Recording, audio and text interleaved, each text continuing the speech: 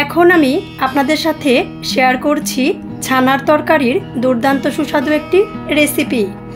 ঠিক একই রকমভাবে সুস্বাদু করে এই তরকারিটা করে নেওয়ার জন্য কোনো প্রকার স্কিপ্ট না করে ফুল ভিডিওটি আমার সাথে থেকেই দেখে নিন।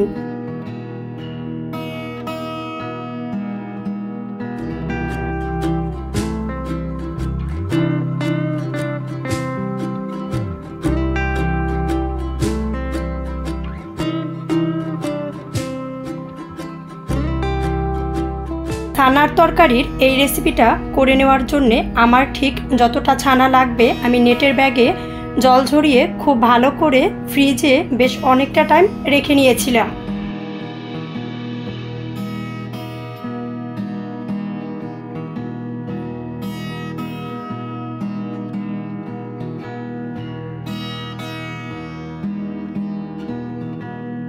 আমি আমার সুবিধা অনুযায়ী ছানাগুলো পিস করে কেটে নিয়েছি।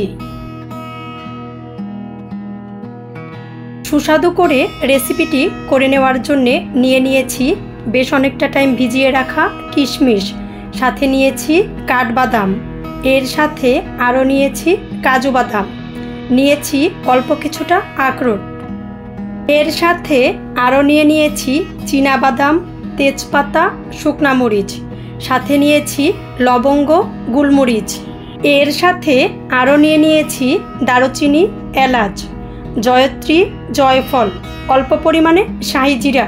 ছানার তরকারির পারফেক্ট টেস্ট পাওয়ার জন্য আমি যতগুলো উপকরণ নিয়েছি প্রত্যেকটাই কিন্তু অবশ্যই নিতেই হবে। প্রত্যেকটা উপকরণ একত্র করে ব্লেন্ডারের জারে দিয়ে খুব ভালো করে পেস্ট করে নিয়েছি। সাথে নিয়েছি টমেটো সস, এর সাথে আরও নিয়েছি পিস করে নেওয়া টমেটো। পিস করে নেওয়া ছানাগুলো অল্প পরিমাণে হলুদ আর অল্প পরিমাণে লবণ দিয়ে খুব ভালো করে মিশিয়ে নিচ্ছি।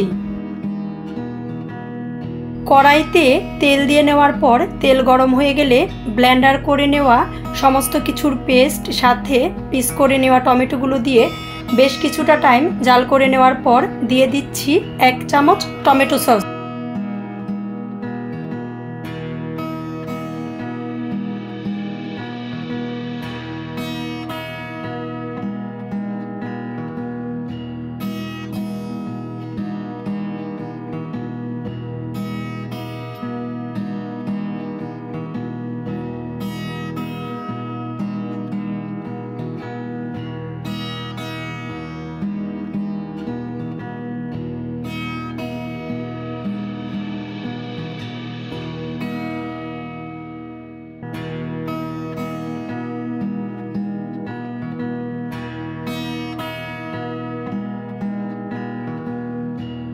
বেশ অনেকটা সময় রান্না করে নেওয়ার পর ছানার পিসগুলো ভেজে নিয়ে অল্প কিছুটা কাঁচামরিচ দিয়ে কিছুটা টাইম তরকারিটা আমরা মিডিয়াম লো আঁচে রেখে রান্না করে নিচ্ছি।